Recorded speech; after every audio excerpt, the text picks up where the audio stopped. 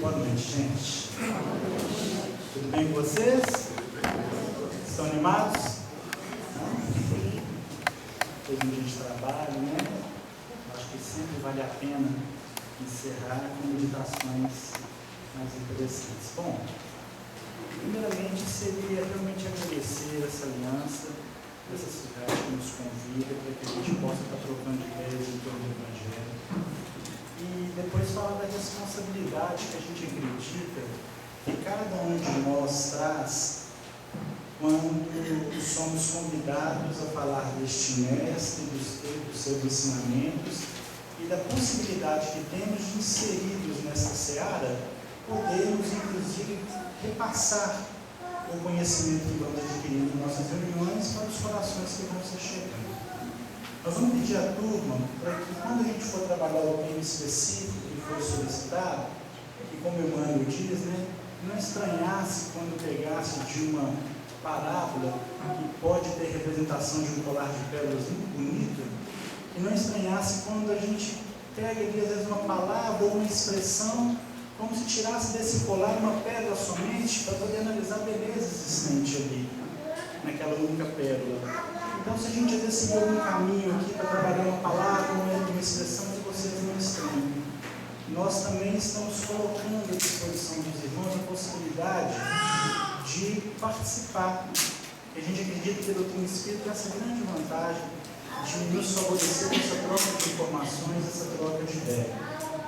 Quando você fala da possibilidade de estudar o ensinamento crístico, vale a pena a gente abrir um pouco a nossa mente para perceber que na escola da vida, e quando a gente fala da vida ou do planeta como uma escola, importante seria para cada um de nós que nos percebêssemos como realmente alunos em processo de crescimento.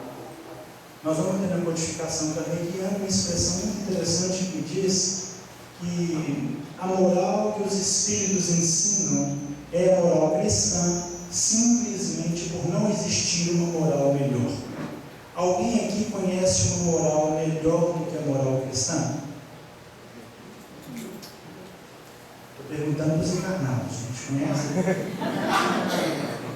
Se alguém conhecer, para tudo. Nós vamos lá na reunião de junho, vamos entregar para a espiritualidade, e é o que eles vão ensinar no nosso planeta, e segundo, se não me engano, o Evangelho segundo o Espiritismo, e não só para a humanidade, que conhecemos que uma pequena fração da humanidade mais ampla em nível universal.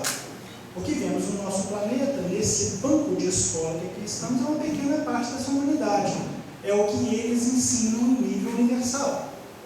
Então, francamente, nós não estamos neste planeta aprendendo uma moral cristã perdendo o nosso tempo. Se nós formos amanhã depois para um mundo um pouco mais evoluído, é o que continuaremos a aprender.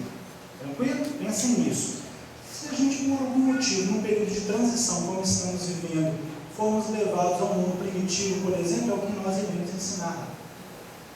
Então, atentem-se aos conhecimentos crísticos, porque eles são conhecimentos espirituais e é o que vai nortear a nossa caminhada e a caminhada daqueles que estão junto de nós. Vale a pena perceber desde já então que nós vamos ter algumas citações do Evangelho, algumas referências, e quem vem estudando o Evangelho de forma mais minuciosa vai percebendo isso, que toda expressão, todo verbo, todo sujeito ali contido traz uma representatividade importantíssima para nós. Vocês já viram Jesus chamando alguns daqueles que os acompanhavam de discípulos, não é isso? De aprendiz. Você vê a representatividade da multidão, você vai ter vários personagens sendo colocados, cada um com as suas características específicas, e que nós acabamos nos enquadrando nesse processo. Vai ter uma hora que você vai ver Jesus falando assim: eu já não vos chamo servos, mas... Quem se lembra? Mas amigos, porque o servo não sabe o que faz o seu senhor. Não é legal isso? Você sai da condição de servo, que ele tem uma relação só de um Deus Senhor, até meio temerosa, ele faz porque ele está obedecendo uma ordem, e ele entra numa relação de amizade, ele faz porque talvez seja interessante fazer. Agora, o legal é quando a gente sai da condição de servo para amigos, e depois de amigo para filho. Não é bom isso? Não estava tendo uma migração? Isso não aconteceu com Paulo? Paulo, antes de ser Paulo, era quem? Não era Saulo? Era Saulo, vira Paulo.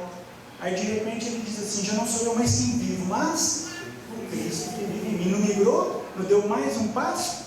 Paulo se anula para que o Cristo ou aspectos crísticos possam surgir através das suas ações. Isso é importante. O companheiro fez a oração no começo aqui e ele lembrou bem aquelas expressões ali. A mensagem do Cristo precisa ser conhecida, meditada, sentida e vivida. São palavras de auxílio no livro Renúncia, que Emmanuel retrata para a humanidade, a fim da humanidade perceber uma gradação no que diz respeito a esses ensinamentos crísticos. E aí cabe a nós, um questionamento pessoal, cada um de nós tem que fazer, em que nível daqueles vocês já estão. Vocês já conhecem os ensinamentos crísticos? Conhecemos? Vocês já meditam a respeito? Já sentem? Já vivem? Mais ou menos? Será que conhecemos mesmo? Será que conseguimos perceber os ensinamentos crísticos com toda a potencialidade existente? Quando você está lidando com alguém que veio entre nós, que participou de formações planetárias, a fim de que pudessem receber, numa casa como a nossa, pudessem receber espíritos aí, milenares, já com todas as suas lutas, para que aqui aportassem para a continuidade do processo de crescimento, imagina a condição desse Cristo.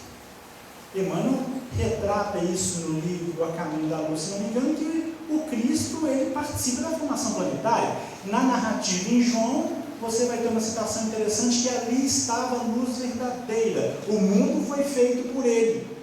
O mundo não o conheceu. Olha aí, Emmanuel batendo com João. Interessante, né? Você vai ter citações do próprio Cristo, onde ele, conversando com alguns judeus que já criam nele, ele tem um contento interessante, uma discussão, aonde lá aqueles judeus ficam meio arredios quando Jesus começa a falar que ele era o Filho do Pai, que ele era aquele enviado, que ele era o Messias. Eles não dão conta. Mesmo crendo nas ações dele, percebendo que ele existia um potencial espetacular, não deram nada. E ele finaliza a conversa quando ele diz que Abraão, ele se alegrou quando viu o meu dia. E aqueles judeus, você está falando do nosso pai Abraão? Você não tem nem 50 anos, e você vai falar que o nosso pai Abraão se alegrou no seu dia? És tu, porventura, maior que o nosso pai Abraão? Tem nem 50 anos, como é que você fala um negócio desse? O que Jesus responde? Você lembra? Antes que pai Abraão existisse, 3.500 anos atrás, eu sou. Vocês estão conseguindo ter noção de quem que nós estamos lidando?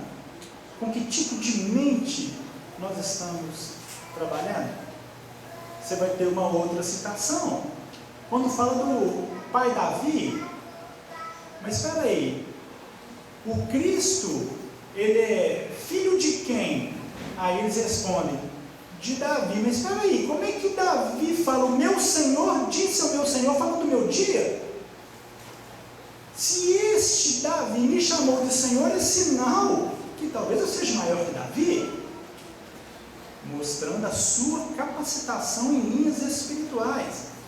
Então é importante, quando a gente abrir o Evangelho, para poder tentar entender os preceitos crísticos, nós temos a noção real do que estamos percebendo aqui.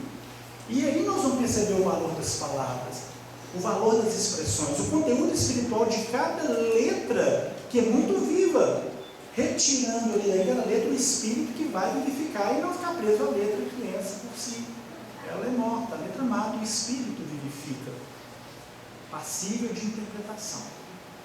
Numa das epístolas de Pedro, se não me engano, a segunda, ele nos dá a liberdade dessa troca de ideias, não só entre nós na casa espírita, com reuniões específicas para o estudo do Evangelho, mas também entre as religiões. Primeiramente, saber disso, que nenhuma das Escrituras é de particular interpretação. O próprio Evangelho nos oferece essa liberdade de discutir, de trocar de ideia, de aprender. Esse exemplo nós vamos ter interpretativo nos primeiros passos, nas primeiras parábolas do Cristo. Uma delas, quando ele fala que eis que o semeador saiu a semear. Lembra dessa passagem? Fala dos terrenos variados. Fala dos terrenos que tinham, desde a beira do caminho, onde parece que aquele semeador vigilante deixou cair sementes na beira do caminho, como se não fosse de propósito, né? Terrenos com pedregais, com espinhos, tinha terra boa. E ali, depois que ele conta a parábola, os discípulos em particular, dispensados da multidão, viram para Jesus e falam o quê? Senhor, ensina-nos a parábola do semeador.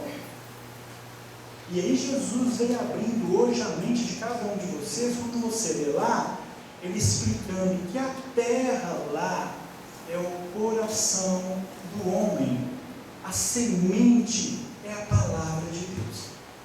Então, se no Evangelho a semente de uma parábola daquela é a palavra de Deus, e se a terra é o coração do homem, e são terrenos tão variados, é sinal que o Evangelho dele talvez tenha tudo que ser interpretado ou percebido de forma mais profunda. Então, quando a gente for ler aqui o novo mandamento, que foi o ensino solicitado para hoje, a gente possa abrir essa mente. Talvez aqueles personagens aqui tenham significado. Talvez a fala desse mestre te traga a uma proposta de caminhada mais longa do que você imagina. Porque a grande maioria de nós aqui, ou na nossa totalidade, estamos aqui de forma definitiva. A doutrina espírita nos ensina isso. Estamos aqui de passagem, estamos aqui em aprendizado. Muitos de nós viemos exilados em outras paragens, e para receber a luz, eu já disse aqui, ali estava a luz verdadeira, no momento certo, ele iria encontrar dois agrupamentos. Vocês se lembram disso? Está narrado no capítulo 4 de Mateus, antes das bem-aventuranças. E a gente lê aqui e às vezes não entende. Mas é claro isso, quando você começa a perceber com o ensinamento dessa chave que é a doutrina espírita, e se Jesus é a porta, e quando você começa a abrir, você começa a perceber. Lá no capítulo 4 de Mateus, vai falar que de cara nós tínhamos na face do planeta dois grandes agrupamentos de pessoas que estavam aguardando a luz, que seria o Cristo, que iria iluminar ou esclarecer. Lá diz assim: e os que estavam assentados em trevas viram uma grande luz. Estar sentado em treva é bom ou é ruim, gente? O que vocês acham? Quem aqui quer estar sentado em treva, levanta a mão, por favor. Lá diz que os que estavam assentados em trevas viram uma grande luz. E os que estavam, outro grupo, vocês acham que a situação do segundo grupo é melhor do que o outro? Vocês não querem entrar no primeiro grupo? Querem entrar no segundo? E os que estavam assentados em região e sombra da morte, a luz raiou. Qual vocês preferem, o primeiro grupo ou o segundo? Difícil, né? Gente, estar em trevas é estar sem luminosidade suficiente. O espírito no processo de criação, segundo a espiritualidade, ele é criado simples e ignorante. Simples e sem saber, sem esclarecimento. Somos criados simples, humildes e trevosos, sem esclarecimento, sem conhecimento. Quando a luz se faz, o conhecimento crístico chega, nós vemos a luz. Mas se somos autóctonos no planeta, começando a dar os primeiros passos evolutivos aqui na Terra, eu vou ver uma luz que eu ainda não conheço, e é supernatural. Quando Jesus aparece, eu, que luz bonita, nunca tinha ouvido falar, mas interessante. Nós vamos chamar de gentios. É a gentilidade, são os gentios. Faz de conta que vocês aqui são os gentios. Vocês estão assentados em trevas. Vocês estão assentados, gente? Estão acomodados? Então, a maioria das pessoas que quando Jesus veio estavam acomodados. Mas, pensem comigo as expressões. E os que estavam assentados em região e sombra da morte, para eles a luz raiou. É como se vocês estivessem aguardando a luz vir. Vocês estavam aguardando a luz vir. Mas o estado íntimo de vocês é de região e sombra da morte. Jesus ressuscita no terceiro dia. A espiritualidade já traz informações suficientes que pega a morte como a conhecíamos antes, para dar o cabo dela. A morte do corpo físico, a morte do espírito existe? Não existe. Então, nós temos um mestre que em linhas espirituais vem tratando do espírito em si doente. Ou dando os primeiros passos que ele está precisando de conhecimento, está em treva, ou está em região e sombra da morte. Morte essa gerada, segundo Paulo, com N esclarecimentos, não mais do corpo físico, mas a morte espiritual. Qual que é a morte espiritual? O que gera a morte? O pecado. Alguém que tem dúvida disso? É o conhecedor da lei, já conhece a lei, já tem todos os ensinamentos e vai contra a lei, gera um estado de morte. Percebe?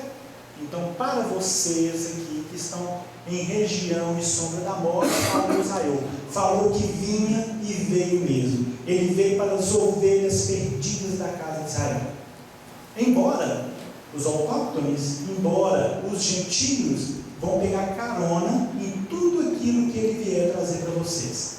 Se vocês, como judeus, não mudarem o perfil de ação, não trouxerem para a vida de vocês um passo novo, vocês vão continuar assentados em região e sombra da morte. Aí você vai entender um tanto de coisa no Evangelho. Jesus pegava alguns dos companheiros dessa turma aqui, que eram conhecedores da lei, chamados de doutores da lei, escribas, copistas, copiavam a lei, eram intelectuais, os sacerdotes, alguns fariseus, e os chamavam de quê? Você se lembra? De que Jesus os chamava? Estou perguntando para os encarnados, gente. Vocês estão lendo a Bíblia em casa, gente? Vocês têm Bíblia, né? Tem? Hã? Ela é hipócrita. Hipócrita, no dicionário comum, quando você procura lá fariseu, a tradução vai ser hipócrita, por causa dessa relação de Jesus com ele. Jesus chamava-os de hipócritas, mas Jesus os chamava de sepulcros caiados, estado de morte.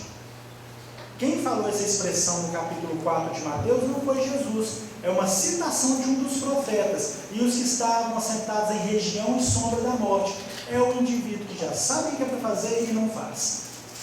E ele está envolvido com a lei, ele acha que ele está bem, mas ele está sentado, ele está acomodado com o conhecimento, mas não lança mão do sentido do viver. E aí é legal e é interessante, porque Jesus, em certa feita, virou e falou assim: olha, essa turma que está aí, sabe tudo o que precisa. Uma vez ele chegou para os discípulos e falou assim: essa turma aqui, ó, faça tudo que eles mandarem vocês fazer. Os escribas, os fariseus, tudo que mandar, façam, porque eles estão certos. Mas não façam o que eles fazem.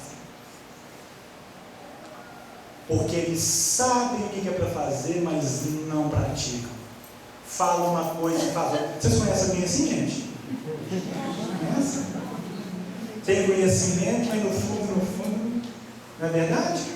Nós temos que estar atentos. Eu tenho certeza, se a gente fizer aqui uma prova para saber quem vai passar por esse período de transição e vai continuar no planeta, passar por um mundo de regeneração, quase que na totalidade essa turma que passa por conhecimento externo. Pessoal, um desafio? Pergunta simples. Pergunta simples. Tema, perdão, pode ser? Pode? Letra A, perdoar 7 vezes. Letra B, 70 vezes. Letra C, 70 vezes 7 vezes. Letra A, B ou C, gente? Todo mundo junto, gente. A, B ou C? A, C. A gente falou A aqui. Vocês passaram na prova, gente. Passaram, vocês estão de parabéns na prova teórica. Vocês passaram.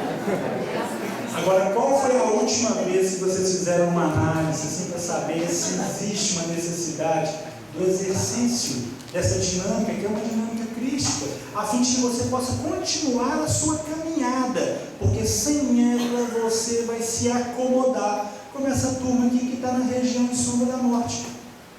Não existe vida se não tiver experimentação, se não tiver vivência. Por isso ele dizia: vim para que tenham vida e vida com abundância. E ele falou: eu vim para as ovelhas perdidas da casa de Israel. Um dia saiu uma turma dessa turma aqui, uma pessoa, uma mulher, não sei se você se lembra, saiu do meio dos gentios, pedindo pela filha, saiu correndo atrás dele. Os discípulos viraram e falaram assim: Senhor, libera a dona que ela está maluca atrás da gente ali, ela não para de gritar, pedindo pela filha. Lembra disso? E aí o que Jesus responde? Não é justo pegar o pão dos filhos e deitá-lo aos cachorrinhos. Eu estou dando uma para você, gente. Foi Jesus que falou. Não é justo pegar o pão dos filhos, que são vocês, e deitá-lo aos cachorrinhos. O que aquela mulher responde? Os cachorrinhos também comem, cara. Mas, Senhor, os cachorrinhos também comem das migalhas que caem na mesa do seu Senhor. Bonito, não é? Ele para e vai atender a companheira. Sua filha está curada, pode ir lá. Agora imagina se fosse comigo. Imagina se alguém te chamasse de cachorro. Né? Ela teve humildade para trazer à vida um sentimento novo, porque a mulher muitas vezes apresenta no Evangelho o sentimento, o homem representa a razão. E se ela estava dando a luz ou trazendo à tona a necessidade de vitalidade para um sentimento novo, empenhada com humildade a fim de fazer. E cabe a nós perguntar se está surgindo um sentimento novo aí. Isso eu estou perguntando para os homens e para as mulheres, porque se estiver surgindo um sentimento novo, ele vai ser colocado à prova. E aí cabe a nós saber a capacidade que temos de nutrir esse sentimento novo, a fim de que esse sentimento novo possa receber do Cristo valores de vida e vida com abundância. Pense nisso. Mas nós não vamos ficar aqui nessa lorota toda, não. Nós vamos ler o estudo de hoje, porque já foi metade do nosso tempo ali, e a gente vai acabar voltando para BH sem falar do estudo, né?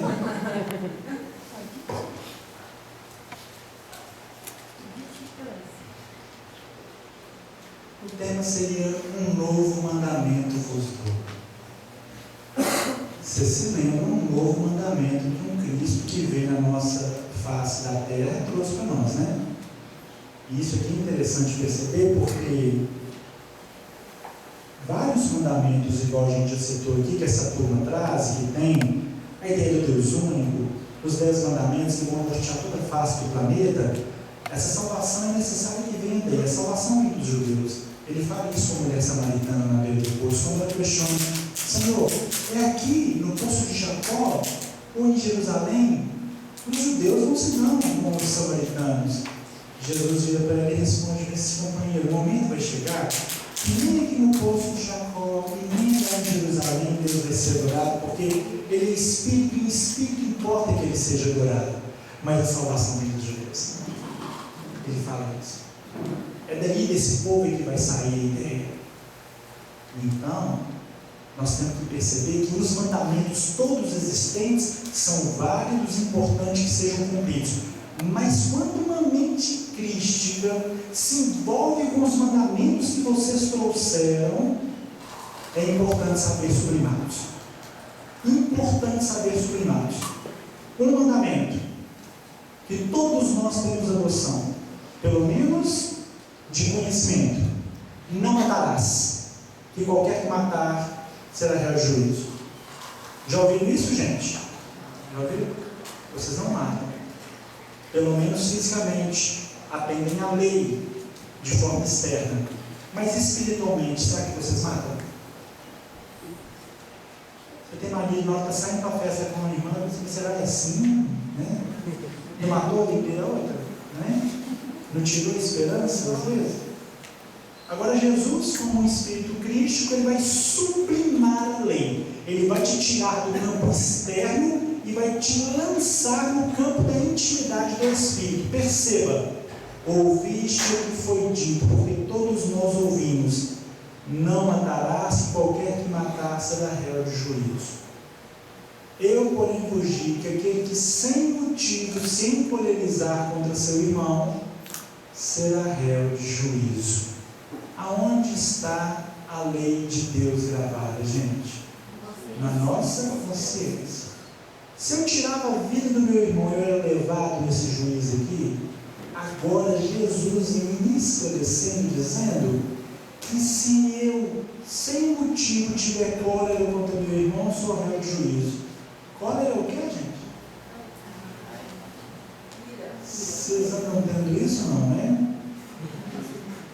Se estiver rolando, e se você anda escutando o mestre, já vá para esse tribunal e comece a analisar.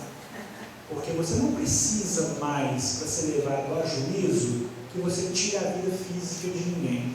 Só de perceber os seus sentimentos, às vezes perturbados, já é motivo de estímulo para que você possa ir para esse local e ali reavaliar todo o processo. Interessante? Ouviste o que foi dito? Ele destruiu a lei, gente? Primeira coisa, destruiu a lei? Não. Ele veio cumprir, ele não veio derrogar, nem destruir a lei nem os profetas, mas veio cumprir.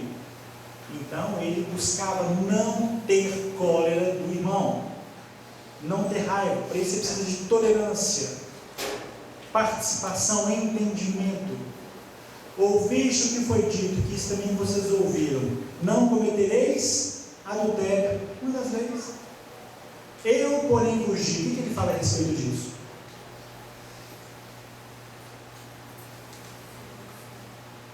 Quer pular essa? Não? Eu, porém, vos digo. Olha o que o Espírito Cristo vai falar conosco. Aquele que atentar numa mulher para cobiçar, já em teu coração cometeu adultério. Eu estou chateando vocês, gente? Não. Jesus te tira do campo externo, social, legal, que todos nós estamos envolvidos, principalmente vocês. Porque vocês estão começando agora, vocês estão copiando ele, vocês estão dando os primeiros passos, mas vocês já estão treinados no esquema. Ele te tira desse campo legal, social, de conduta externa e te convida a analisar intimamente. Aí você entende de uma vez mais quando vocês pegaram aquela mulher que foi pega no próprio ato adulterando e levaram para ele. Lembra? Na lei nos mandou Moisés que as tais sejam apedrejadas. E tu que dizes? Aí vai falar o Espírito Cristo. Aquele dentre vós que for isento de pecado, seja o primeiro que atire pedra contra ela. Começaram a largar as pedras, lembra? A começar pelos mais velhos, para depois dos últimos. Mais velho é de corpo físico, não, gente? Espiritualmente. Quanto mais velho, mais experiente, mais complicado, não é? Natural. Mostrando que para de olhar o externo e começa a olhar o interno. Tranquilo? Isso é a lei que ele vem sublimando e sublima toda essa lei. Você vai encontrar isso no capítulo, no Sermão do Monte, capítulo 6 de Mateus. Olha que interessante. Nós vamos ter aqui agora em João essa citação que diz assim, que foi solicitado, João 13, 33 a 38. Sem querer cansar vocês, mas eu vou pedir para que vocês prestem bastante atenção no texto, nas vírgulas, nas palavras, nos personagens, nos verbos, porque eu vou perguntar. Tranquilo? Tem alguém cochilando aí? Não? 33. Filhinhos. Ó, isso é interessante. Não falou servos, não falou amigos, não falou filhos, não falou cobrador de impostos, centurião, coxo, cego, nada disso. Filhinhos. Tem sentido espiritual isso aqui, gente? O filho, ele já passa a ser herdeiro, ele passa a honrar pai e mãe, uma série de responsabilidades. Filhinhos, ainda por um pouco estou convosco, vós me buscareis. E como tinha dito aos judeus, o que será que Jesus disse para os judeus? Vamos ver a fala dele com os judeus. Ele falou com vocês, presta atenção. E como tinha dito aos judeus, para onde eu vou não podeis vós ir. Os judeus não puderam. Jesus falou com os judeus que para onde ele ia, o judeu, com a sua representação, não poderia ir. Vamos ver se tem mais uma coisa aqui. Eu vos digo também agora. Ele também disse isso aos filhinhos. Aí ele lança um mandamento. Olha como ele coloca esse mandamento no meio do esquema. Nós já sabemos os mandamentos de Deus, mas ele vai trazer um novo mandamento. Novo mandamento vos dou. Qual é, gente? Vocês são cristãos, a gente sabe, né? Amar a Deus sobre todas as coisas. Ah, legal. Amar a Deus sobre todas as coisas, Mateus 23. Quando Jesus foi questionado sobre qual dos mandamentos era o mais importante. Tinha lá um escriba que queria testá-lo. E Jesus responde muito bem: amarás o Senhor teu Deus de todo o teu coração, de todo o teu entendimento, todo o teu sentimento, né? Esse é o grande mandamento, é o maior de todos. E o segundo, semelhante a esse, igual, bem próximo, necessário, e ao próximo, como a ti mesmo. Mas não é esse o mandamento. Amai-vos uns aos outros. Amai-vos como eu vos amei.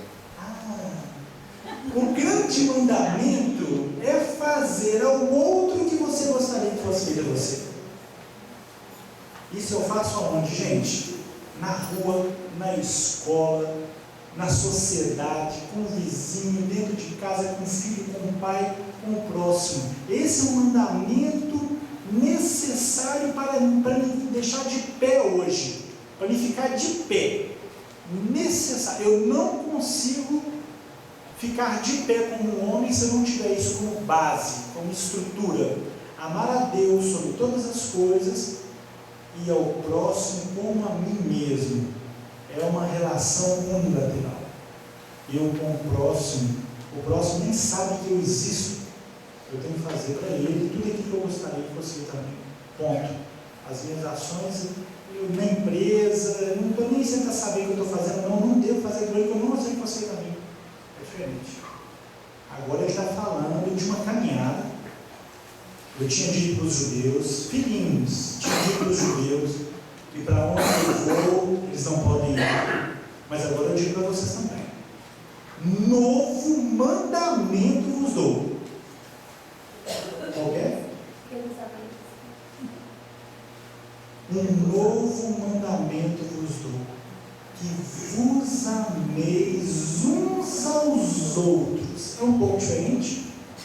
É um passo a mais? É um passo a mais, gente. Agora, para complicar, que seria muito bom que Jesus colocasse só isso, novo mandamento vos dou, que vos ameis uns aos outros, para que nos amássemos uns aos outros. A gente poderia até confundir isso no dia a dia, até na casa espírita. Não, Senhor, eu entendi que o Senhor falou para que nos amassássemos uns aos outros. Né? A gente poderia se confundir. Mas não. Novo mandamento vos dou, que vos ameis uns aos outros. Ponto e vírgula. Olha como é que complicou agora a nossa situação. Assim como eu vos amei a vós, que uns aos outros vos ameis. Complicou, gente? Como é que Jesus nos amou? É diferente da nossa forma de amar? Não é um pouquinho? Não é? E é isso que nós temos que começar a ficar atento. Porque eu amo de um jeito estranho de amar, mas é um jeito menino de amar, pequeno de amar, infantil de amar. E é natural, porque nós estamos começando o processo evolutivo agora, nós estamos em trevas, falta de esclarecimento. Do de nós estamos em região de estado de morte, por não conseguirmos viver essa vida e vida com abundância. Então, quando ele vem como luz esclarecendo, ele exemplificou. E além de exemplificar, ele nos convida com um novo mandamento. Ele fala esse mandamento, o pessoal não entende não e muda de assunto. Olha o que João continua falando aqui, gente. Para depois a gente voltar, vou só finalizar a leitura. Vou ler de novo e a gente prestar bastante atenção. Filhinhos, ainda por um pouco estou convosco, vós me buscareis. Vocês estão buscando Jesus? Pensem nisso. Espiritualmente está fazendo falta alguma coisa na vida de vocês? E como tinha dito aos judeus, para onde eu vou, não podeis vós ir. Eu vou lhe digo também agora, vou falar para os filhinhos agora, um novo mandamento vos dou, que vos ameis uns aos outros, como eu vos amei a vós, que também vós uns aos outros vos ameis. Nisto todos conhecerão que sois meus discípulos, se vos amardes uns aos outros. Aí Pedro vai falar. Disse-lhe Simão Pedro: Senhor, para onde você vai? Ele prestou atenção no mandamento? Prestou atenção no mandamento não, filho. Ele quer saber para onde o mestre vai. Olha aqui. Disse-lhe Pedro. Disse-lhe Simão Pedro: Senhor, para onde vais? Jesus lhe respondeu: para onde eu vou, não podeis agora ir. Agora, você não pode seguir, não. O que talvez falte para Simão Pedro, como um filhinho, condições de seguir o mestre? Pensem um pouco. Olha aqui. Disse-lhe Simão Pedro: Senhor, para onde vais? Jesus lhe respondeu: para onde eu vou, não podeis agora seguir, mas depois me seguirás. Agora não dá, filho. Agora você não pode me seguir, mas depois me seguirás. Aí Pedro vai argumentar. Disse-lhe Pedro: por que não posso seguir-te agora, mestre? Por ti darei minha vida. Aí vem aquela frase de Jesus, né? Que é como se falasse ao coração de cada um de nós, e parece até que nós vamos ter que passar pelo mesmo processo. Olha o que Jesus responde para ele. Respondeu-lhe Jesus: tu darás tua vida por mim? Na verdade te digo, não cantará o galo enquanto não me tiveres negado. Quantas vezes, gente? Isso vocês guardaram, né, gente? Vocês já negaram Jesus 3 vezes ou mais? Antes que o galo cante, meu filho, você vai me negar 3 vezes. Você quer me seguir agora? Eu sou um espírito crístico. Cristo significa Messias, filho do homem, ungido. Ungido é nos reis para governar. Eu sou um que governa a mim próprio. Eu tenho comando sobre toda a minha estrutura. Eu sou. Me seguir. Se nos processos encarnatórios da vida, nós vamos ter Moisés trabalhando a lei, atravessando o povo pelo mar. Vocês se lembram disso? Simbologia? Um mar é muita água ou pouca água, gente? Muita água. Talvez muitas encarnações trabalhando aspectos da lei. Nós vamos ter um momento finalístico anunciando Jesus. Nós vamos ter João Batista, batizava na água. Era no rio? Rio é muita água ou pouca água? Depende da época da chuva, se a chuva vem, né? Mas é menos água que o mar, vocês concordam? Mas é necessário para arrependimento. Quantas encarnações? Agora você tem um Cristo. Qual que era o envolvimento dele com as águas, gente? Ele caminhava sobre as águas. Necessidade reencarnatória? Caminhava sobre esses aspectos. Pedro fica tão entusiasmado que ele fala para ele assim: Senhor, se o Senhor quiser, me chama que eu vou andar igual o Senhor aí, né? Ele bota um pé lá e, né? Bota 2, começa a afundar igual um machado sem cabo. Jesus tem que me pegar pela mão. Não é interessante isso? Simbologia para o espírito imortal. João, narrando o Apocalipse, ele é um semelhante ao Filho do Homem. E ele conta, dentro das características daquele semelhante a Jesus que ele vê, ele tinha o seu cabelo e cabelos brancos como a lã branca como a neve, os seus olhos como chama de fogo, os seus pés como latão reluzente, como se tivessem sido refinados numa fornalha, a sua voz como a voz de muitas águas. um semelhante ao Filho do Homem, com a voz como a voz de muitas águas, muitas encarnações, muita capacitação. Segundo a espiritualidade, é o guia e modelo para nós. Nós temos um guia, temos um modelo a seguir. Mas daí, querer nivelar com esse mestre pelo conhecimento que ele tem, nivele-se com ele pela forma que ele tem de receber do Pai. Tem uma oração bonita de Jesus que ele faz no Evangelho. Qual que é, gente? Pai Nosso? Essa todo mundo sabe. Tem outra. Jesus orou mais de alguma vez, não sei se é o Pai Nosso. Você se lembra? Tem lá aquela oração nos momentos difíceis finais lá também, né? Pai, se queres, afasta de mim esse cálice. Não tem essa? Mas não é essa, não, tem outra. Que é muito linda. E quando você pega para tirar o espírito da letra, você fica impressionado como é que Jesus se aproxima de nós na possibilidade do aprendizado. Vai ser antes daquela parte: vinde a mim, vós que estáis cansados e oprimidos, e eu vos aliviarei. Lembra disso? Tomai sobre vós o meu jugo e aprendei de mim, que sou manso e humilde de coração, porque o meu jugo é suave e meu fardo é leve. Como é que pode um mestre desse querer se atrelar a você? Porque jugo não é jugo de julgar. Muitos de nós acreditam que é de julgamento. Jugo é aquilo que você usa, aquela canga que você põe um boi no outro. Ele pede para que a gente se atreve a ele e vai ajudar a levar os nossos fardos. O fardo dele é leve, mas sempre é para levar. Mas antes de entrar nessa passagem que todo mundo decora, percebam a oração que ele faz antes, e que vai trazer para nós um ânimo novo na busca do conhecimento espiritual, ou pelo menos de como fazer. Porque lá ele diz assim, se não me engano: graças te dou, ao Pai, Senhor do céu e da terra, que ocultastes essas coisas aos sábios e entendidos, lembra? E as revelastes aos pequeninos. Sim, Pai, porque assim te aprouve.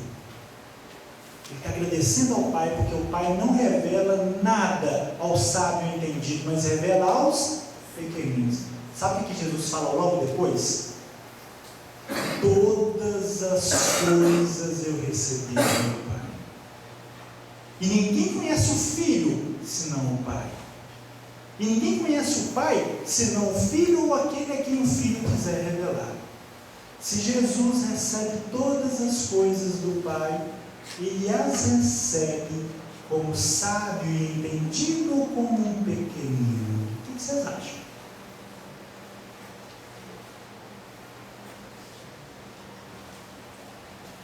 Gente, perguntando para os encarnados. Não mais como um pequenino, né? Hã? Jesus não mais como um pequenino. Você acha que ele não recebe mais como um pequenino? Não. Será que não? Gente, quantos anos de doutrina espírita a gente vai melhorando? O que vocês acham? Vocês se acham bons? Será? Lembra daquele companheiro que chegou para Jesus e falou assim: bom mestre? O que ele responde? Por que me chamas bom? Bom só tem um, meu Pai que está nos céus. Lembra? É como se ele falasse assim: Deus é bom, a bondade é conosco. Deus é amor, fonte irradiadora, amar é conosco. Deus é perdão, perdoar é conosco. Então, cuidado. Vamos treinar? Eu vou perguntar: quem aqui é bom? Tem alguém aqui é bom? Se Deus dispensou o título de bom, eu vou ser bom de aceitar? Não podemos. Aliás, o Espírito tem que falar comigo que eu tive um sonho. Fui lá na época do Cristo, descobri que eu não sou flor que se cheira. Não precisa falar, nós já sabemos, viu? Não precisa revelar isso, não fica chato. Gente, Jesus recebe todas as coisas do Pai, não como sábio entendido, que modelo para a humanidade. Recebe de forma ininterrupta, mas toda vez que ele recebe, sempre que ele as recebe como um pequenino, se colocando na sua posição. ciente da grandeza da divindade em níveis universais. E isso é legal, porque nos coloca próximo dele. Eu posso começar a receber as coisas do Pai, desde que eu as receba como um pequenino. É assim que Jesus faz ainda hoje. Naquele momento derradeiro, ele fala: Pai, se queres, não leva a mal, se queres, afasta de mim esse cálice. Lembra disso? Ia ser difícil. Estou ensinando os meus irmãos, nós temos que procurar o que é melhor, evitar o constrangimento, o maltrato. Se queres, afasta de mim esse cálice. Mas, Pai, santifica a sua vontade, não a minha. Aqui no menor dos seus filhos. Perceberam, gente? Graças te dou, Pai, Senhor do céu e da terra, que revelastes essas coisas, não as revelaste aos sábios entendidos, mas aos pequeninos, porque assim te aprouve. Todas as coisas recebi de meu Pai. Eu as recebo porque eu me coloco no meu dever.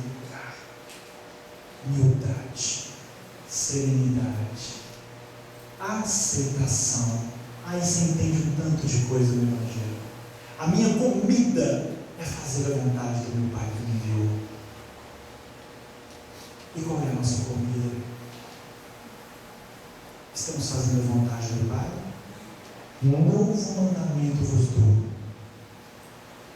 que vos ameis uns aos outros, assim como eu vos amei a vós, que uns aos outros vos ameis, para que possamos continuar a nossa caminhada.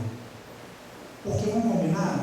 Se não nos amarmos como Ele nos amou, estamos aqui estacionados, paralisados no processo inicial de Mateus 4, sentados em trevas, vendo uma grande luz de longe, apreciando que luz bonita, ou às vezes assentados em regiões sombra da morte sem vida, sendo que a luz já raiou para nós. É importante nos lançarmos a fim de fazer, mesmo que nos lançamos no mar da vida, nos emocionando com novas reencarnações. Jesus tinha sido crucificado. Vocês viram isso ontem aqui. E nós tivemos a visita de, à medida que estávamos indo pescar, porque Pedro, ele está sentado na praia depois da crucificação de Jesus, e ele olha para o mar e fala assim: vou pescar. Os irmãos que estavam próximos vão também. Entraram no barco e foram pescar. E tentaram lançar o rede, nada. Eis que surge um peregrino na praia, e de longe, cerca de 200 côvados, ele grita: pescaram alguma coisa aí? E os discípulos, já desconfiados daquela presença estranha na praia, não podia ser o mestre tinha sido crucificado. Não pescamos nada. Lançai a rede do lado direito do barco. Na mesma hora, não pestanejado, lançaram a rede do lado direito. A rede pesou na hora. Naquela hora, quando a rede pesa com os peixes, João no barco, que era o discípulo mais novo, ele vira e fala assim com Pedro: é o mestre. Pedro no barco, está nu, porque eles tiraram as suas vestes para poder pescar. Ele se cinge com um vestido nas cinturas e pula no mar. O mar de Tiberíades, naquela hora, tem a presença de Pedro dando braçada, tentando chegar na praia para ver se era o Senhor, mas ele não reconhece o Senhor. Quando ele chega na praia, aquele peregrino estava ali com uma pequena fogueira, um peixe sobre a brasa, um pão. Os outros discípulos vinham com um barco cheio, a rede com 152 peixes. 3 ou 2? 153? 153 peixes. Qual o sentido desse? Menina, eu não sei, porque o tempo vai dizer. Mas se a gente pensar, Jesus tinha um peixe na praia, talvez sejam 154 no total, né? Tem que fazer essas contas aí, mas o tempo dirá. Mas o importante é que naquela hora Jesus questionou se eles tinham jantado. Eles falaram que não, mas o peixe estava pronto praticamente, porque o mestre traz o alimento. O pão estava ali e eles ceiaram. E Jesus, se afastando com Simão Pedro, diz assim: Simão, filho de Jonas, amas-me bastante? A Marta contou esse ontem, gente? Ou ela contou só da pesca? Só da pesca? Ela não falou isso? Vamos costurar os estudos? Simão, filho de Jonas, amas-me bastante? Ai, Simão, olha, ainda duvidoso ser o mestre. Senhor, te amo demais, com todas as minhas forças. Então, apacenta os meus cordeiros. Se você me ama, não foque em mim, foque nos meus cordeiros e aponta para os discípulos. Simão, filho de Jonas, não repara, não, vou te fazer uma segunda pergunta. Amas-me bastante? Perguntou a segunda vez. Pedro, naquela hora, acha estranho. Achou que o mestre talvez não estivesse ouvindo bem, mas ele responde: Senhor, não te entendo muito bem, mas se queres saber, te amo, Senhor. Te amo com todas as minhas forças. Se você me ama, apacenta então as minhas ovelhas. Senão, repara não, vou te fazer uma pergunta, mudando de assunto. Amas-me bastante? Pergunta pela terceira vez. Nessa hora Pedro até se entristece. E naquela hora que Pedro se entristece, ele ainda acha forças para responder: Senhor, não te entendo definitivamente, mas tenho forças para falar. Te amo demais, Senhor. Te amo muito. Ah, Pedro, que bom. E se você me ama, apacenta as minhas ovelhas. Quantas vezes Pedro nega Jesus, gente? E o convite para amar são quantas vezes? Fechou com a pesca da marca de ontem? Vamos amar, gente. Vamos nos esforçar. Não focando no Senhor somente, mas no próximo que está em torno de nós. Que possamos nos amar uns aos outros, como Ele nos amou, a fim de que a nossa caminhada possa ser segura e certa.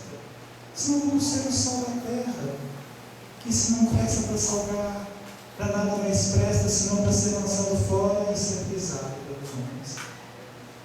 Novo mandamento eu vou ter: que vos ameis uns aos outros, assim como Ele nos amou. Não da forma como a gente tem que querer amar. Eu vou agradecer demais o carinho de vocês. Em novas oportunidades estaremos aí. Obrigado, viu, gente, pela paciência.